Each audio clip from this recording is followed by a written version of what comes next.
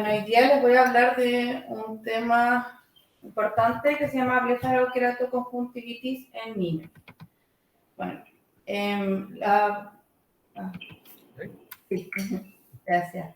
La blefaroqueratoconjuntivitis es una enfermedad crónica recurrente y con una amplia presentación clínica.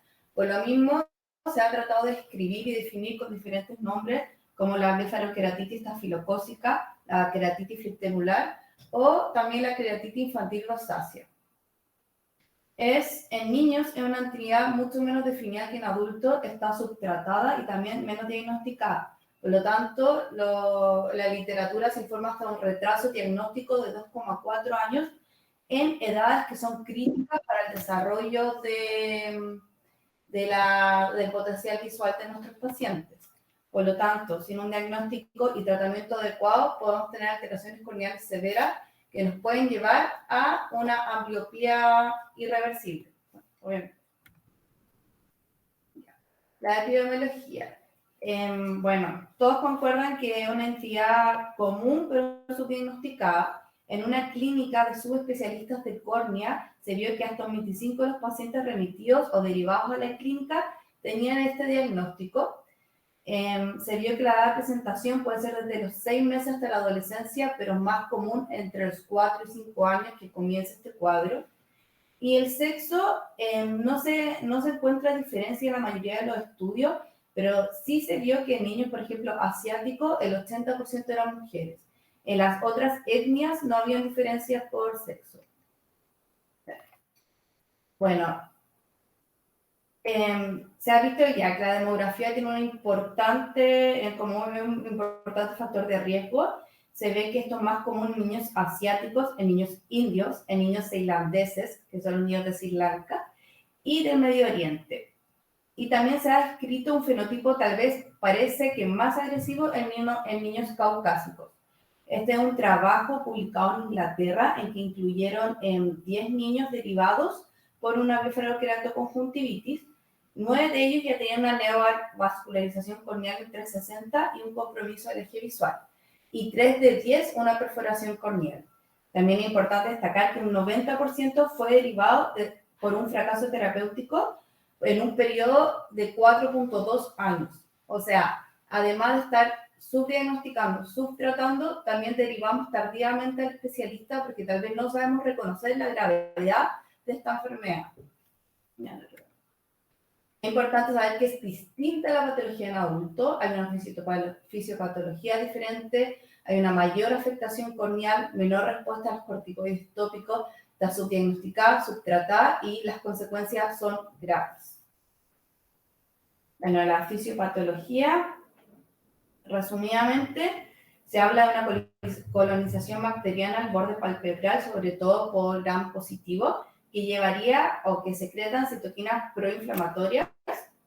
Existe una reacción de hipersensibilidad tipo 4 y una desestabilización de la película lagrimal por la segregación de ácidos grasos libres.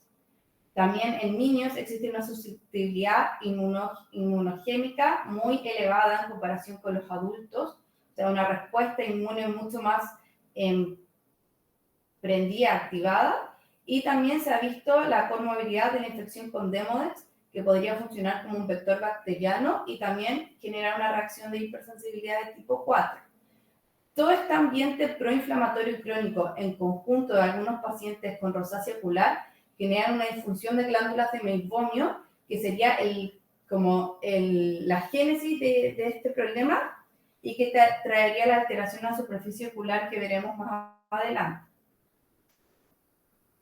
El diagnóstico es clínico. Los síntomas más comunes es la hiperemia conjuntival, o sea, el paciente que dice que tiene ojo rojo recurrente, crónico, el lagrimeo, la fotofobia, el ardor, la sensación de cuerpo extraño y la visión borrosa intermitente. También se ha visto la disminución de la agudeza visual por el astigmatismo inducido por las cicatrizaciones corneales y la neovascularización.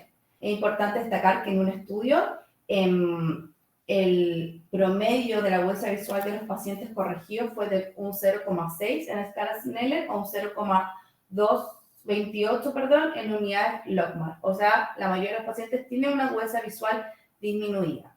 Es importante saber que estos síntomas son crónicos, con periodos de exacerbaciones y remisiones. Bueno, el pilar entonces que no puede faltar en este cuadro son la inflamación palpebral crónica, ya que se traduce en la mayoría de los casos en una meibomitis crónica o una disfunción de estas glándulas. Esto nos va a generar blefaritis anteriores y posteriores, salación recurrentes, síntomas o signos, conjuntivales como la hiperemia, la quemosis y las flicténulas, una conjuntivitis folicular crónica, y también alteraciones de la superficie corneal como una puntata inferior, úlceras, panos, neovascularización y hasta la perforación. Nuevamente, importante saber que es una afección bilateral, pero en la mayoría de los casos es asimétrica en cuanto a la severidad. La blefaritis. Podemos presentar blefaritis anteriores tanto como posteriores. La anterior es menos frecuente y la podemos diagnosticar con la presencia de costras, descamación, formación de collaretes, hiperemia del reborde palpebral y triquiasis y distriquiasis. Y en la blefaritis posterior, una hipertrofia de este borde palpebral que se ve en la imagen de abajo, telangiectasias, disfunción de las glándulas, obviamente, instalación recurrente. Instalación recurrente se ha visto en la mayoría de los estudios que es uno de los primeros signos, por lo tanto lo tenemos que saber, porque ya que es un signo de alarma para ir a buscar y tratar esta enfermedad. Entonces, por lo tanto, hay que tener una alta sospecha diagnóstica. La inflamación corneal, a diferencia de los adultos, es muy común. Suele suceder posterior al compromiso palpebral y los signos van de una queratitis puntata superficial que es mayor e inferior, úlceras periféricas pequeñas, flicténulas, neovascularización e infiltrados lipídicos subepiteliales, cicatrización, que también parte por la periferia y por inferior, que puede ir avanzando hasta comprometer el eje visual, perforación, que es poco frecuente, pero se ha visto, y estigmatismo inducido. Es importante que los infiltrados comiencen la mayoría de las veces por inferior o a las 3, entre 3 y 9. La rosácea cutánea, un hallazgo común hasta en el 50% de estos pacientes. En los niños se presentan como eritema facial, telangiectasia y pápula y pústulas en las zonas de las mejillas, de la nariz y en los pliegues nasolabiales. También en adolescentes o preadolescentes se puede transponer con una acné. Y los hallazgos oculares frecuentes son la difusión de la glándula y también se ha visto episcleritis en estos niñitos. Como la niña de la foto de una paciente del doctor Donoso, presentaba una rosácea ocular ya severa, avanzada, con esa episcleritis recurrente. Ya, y también es importante saber que los signos cutáneos no siempre anteceden a los oculares. Entonces, un paciente que no tenga síntomas faciales, cutáneos, no podemos descartar una rosácea ocular. Bueno, el Demodex se ha visto también una comorbilidad aumentada en estos pacientes. En un estudio que estudió la relación de Demodex con las alteraciones de la superficie ocular, vieron que el Demodex fue más frecuente en estos pacientes que en sujetos sanos, un 56% versus un 26%. Se asoció con una mayor prevalencia de blefaritis anterior y posterior, de la disfunción de glándulas, salación e inflamación corneal, y además esta inflamación corneal era más severa cuando estaba presente Demodex. Y también se ha visto que tiene mayor presencia en pacientes con rosácea. Los cilindros se supone que son patognomónicos. Muchas veces hablamos de collaretes, pero realmente se escriben como cilindros. Los collaretes suelen ser más aplanados y están más relacionados a Staphylococcus.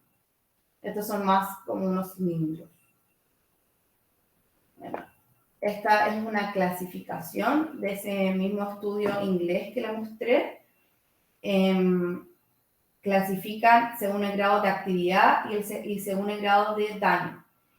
El grado de actividad está dado por la hiperemia o la quemosis conjuntival, los neovasos, la úlcera o la perforación, y el daño por la distorsión de los párpados, la fibrosis, la extensión del panus o el adelgazamiento corneal. Es importante saber que todos los pacientes deberían ser monitorizados con un sistema de clasificación, ya que en la clasificación de la actividad, en teoría, todos los pacientes podrían llegar a un score de 0. O sea, no tener actividad aguda o presente en esta enfermedad crónica. Y esto es importante conocer para saber cuándo debemos derivar y cuándo nuestros pacientes no están respondiendo a un tratamiento. Describieron un fenotipo severo de esta enfermedad que se caracterizó por una vascularización corneal central, una cicatrización central, un adelgazamiento corneal y perforación. Y esto otra vez nos habla de una latencia en el diagnóstico, un tratamiento subóptimo y una derivación tardía. Entonces, perdón, ahí está ¿puedes volver, Ricardo? El fenotipo severo que describieron, y esta es una foto de la paciente que nos llegó de Calera a Tango, que obviamente ya estaba en un tardío severo de la enfermedad. Venía a consultar por lentes, porque le dijeron que tenía un astigmatismo alto y que en su ojito derecho tenía una cicatriz corneal. Cuando la examinamos en el biomicroscopio, encontramos que tenía un infiltrado, una neovascularización corneal que comprometía ya el eje visual y además una miopía importante porque tenía en ese ojo una agudeza visual de 0,2. Sí, gracias. Entonces, ¿cómo nos aproximamos a estos pacientes? Es importante una historia completa de duración, recurrencias de los síntomas, si son bilaterales o unilaterales, las condiciones exacerbantes, medicamentos, antecedentes médicos como acné, atopia, enfermedades, antecedentes oftalmológicos como chalación, conjuntivitis, queratitis, episcleritis y antecedentes familiares también de rosácea y atopia.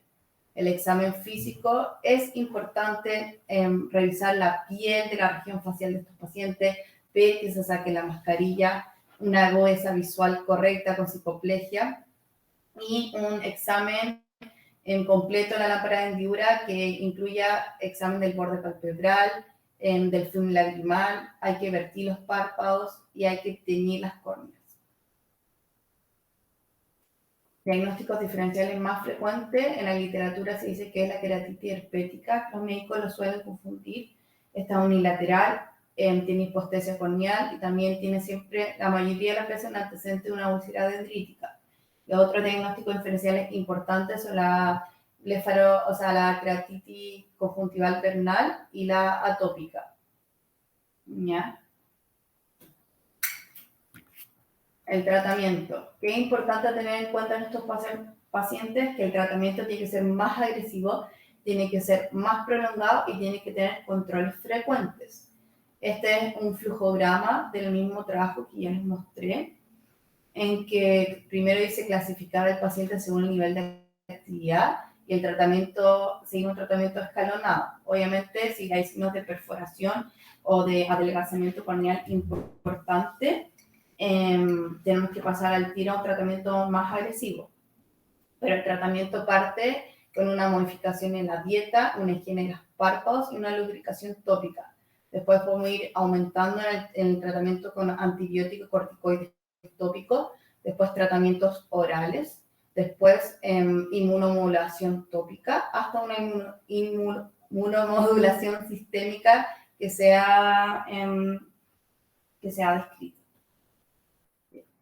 La limpieza palpebral es la piedra angular de este manejo y requiere de tiempo. O sea, requiere que nosotros nos sentemos en la consulta con nuestros pacientes y le expliquemos a la mamá y al niño, si ya un poco mayor, cómo hacer la limpieza palpebral y también la importancia de este.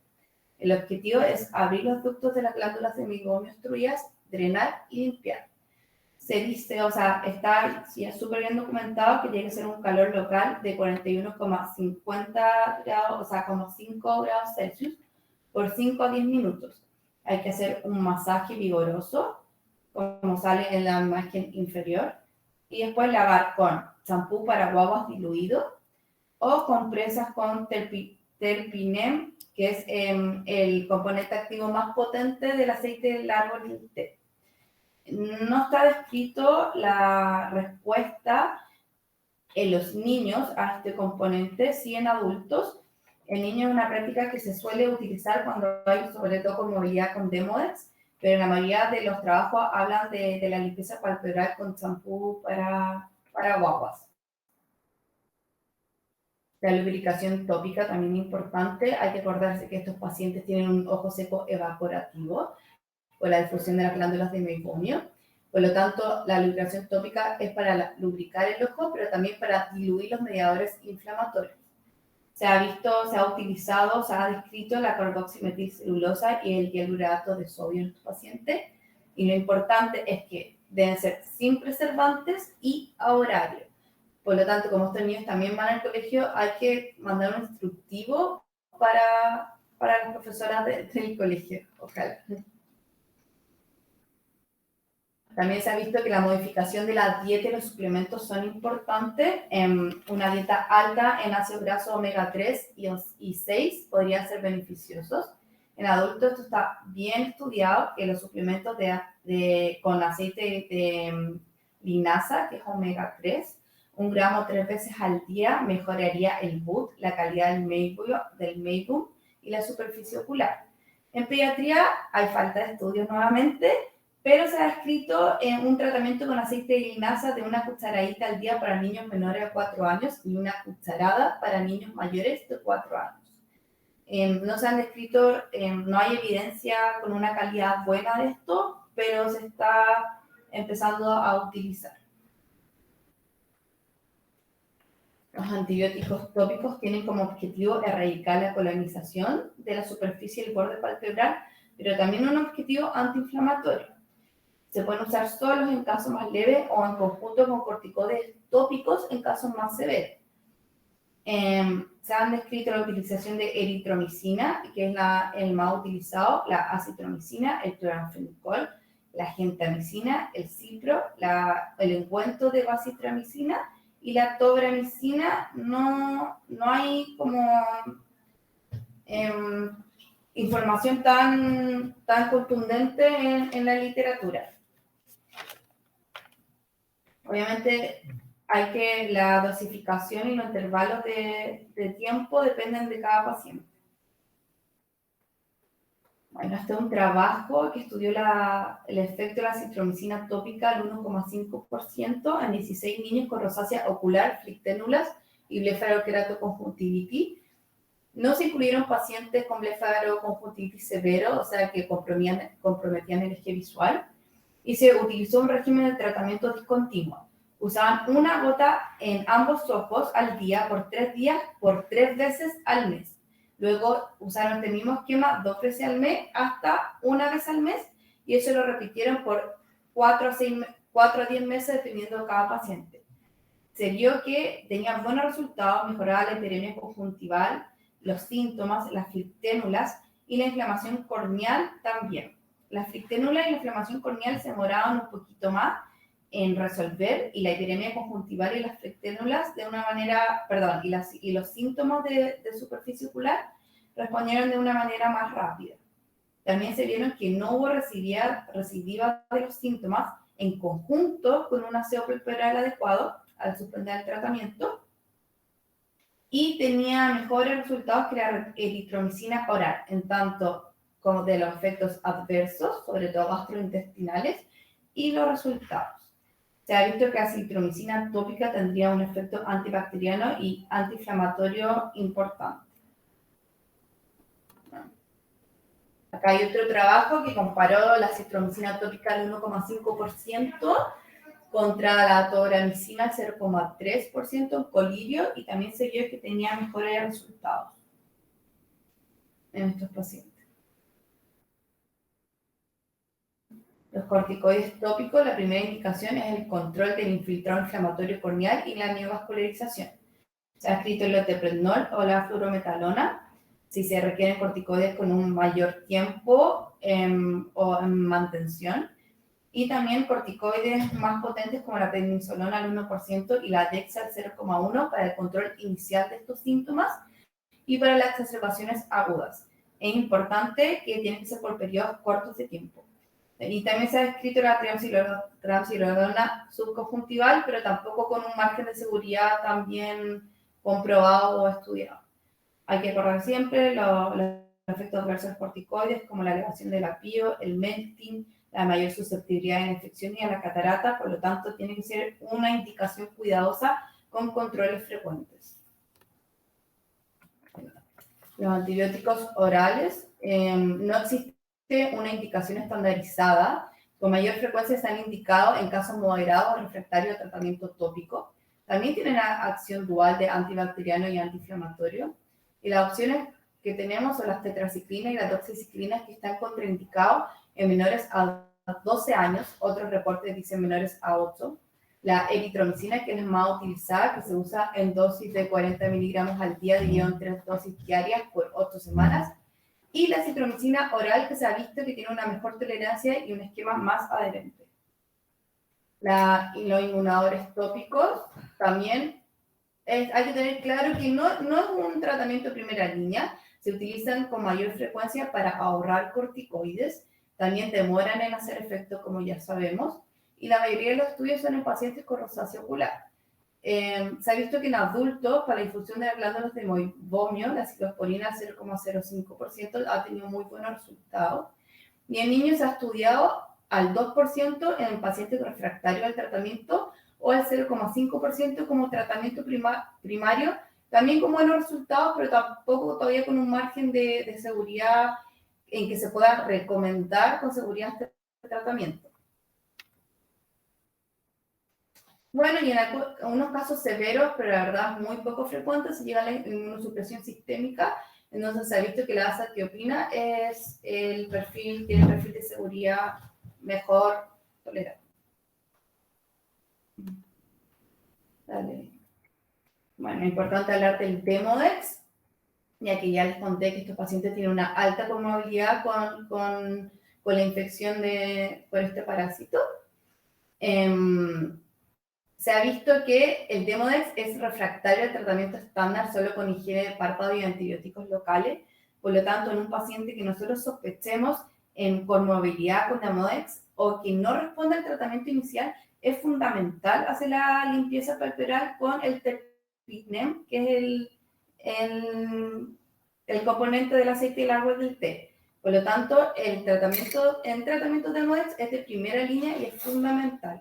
O sea, ese aseo con champú de guagua y agua tibia no funciona en un paciente con Demodex. Y ya sabemos que hay una alta sobreinfección en estos pacientes. La segunda línea podría ser un tratamiento sistémico. En niños se ha descrito en la ivermectina oral, el Ibercaz, que tiene esa forma de administrar que les conté la otra vez. Y el metronidazol con mayor efecto adverso y mayor efectos gastrointestinales. También se pueden usar combinados, sobre todo en pacientes con rosácea ocular. Es importante saber que el tratamiento de la blefaroqueratoconjuntivitis en niños no está bien estandarizado, no hay estudios de alta calidad. Acá hay 2 revisiones de Cochrane sobre el tratamiento sistémico y local. En tratamiento sistémico, ningún trabajo publicado hasta el 2016 cumplían con los criterios de inclusión con una calidad alta de recomendación, y en los tratamientos tópicos tampoco. Por lo tanto, no hay ningún tratamiento que esté avalado y que tenga buena evidencia basada en la clínica respecto a sus resultados y a su seguridad. Acá hay un caso clínico que me compartió el doctor Donoso, de una paciente derivada por también una conjuntivitis crónica que no respondía al tratamiento. Y el doctor, al pedir que se saque la mascarilla y los lentes, se encontraba con esto, una paciente pediátrica con una rosácea facial importante. Entonces, ¿qué quería mostrar con esto? Que es importante examinar a nuestros pacientes y pedir que se saquen, sobre todo ahora, la mascarilla. Y con luz natural también es importante examinarla. Después, esta es la foto de los pacientes. Ahí se puede ver su borde palpebral engrosado, en sus córneas con ya una pacificación, un infiltrado, ya casi central para central. Esta es la refracción de la niña, donde se pueden ver un astigmatismo gigante inducido y una agudeza visual corregida de un 0,7 en el ojito derecho. Acá un OCT de cámara anterior, donde se puede ver la irregularidad de la córnea inducida. Acá un OPD, y también podemos objetivar el astigmatismo inducido. Entonces, para concluir, es una enfermedad que tiene diferente patogénesis en adultos, en niños por esta susceptibilidad inmune mucho más encendida. De verdad, esta enfermedad es un verdadero incendio inmunitario de citoquinas proinflamatorias y interleuquinas. Se debe conocer esta enfermedad y tener en cuenta como un diagnóstico diferencial, siempre. Hay que diagnosticar, tratar y derivar oportunamente. También es importante saber que la instalación recurrente tiene que tener un alto índice de sospecha de esta enfermedad y tratar, aunque sea la única manifestación. Si no se trata, tiene consecuencias devastadoras, llegando en algunos reportes hasta en un 60% de sus pacientes con ambliopía, con cicatrizaciones corneales y hasta incluso pacientes han requerido DALP. ¿Ya? Sospechar siempre que la comorbilidad con la rosácea y el Demodex, sobre todo en pacientes refractarios a tratamiento, tratar estas patologías. Y hay una falta de estudios importante en cuanto a las recomendaciones para el tratamiento.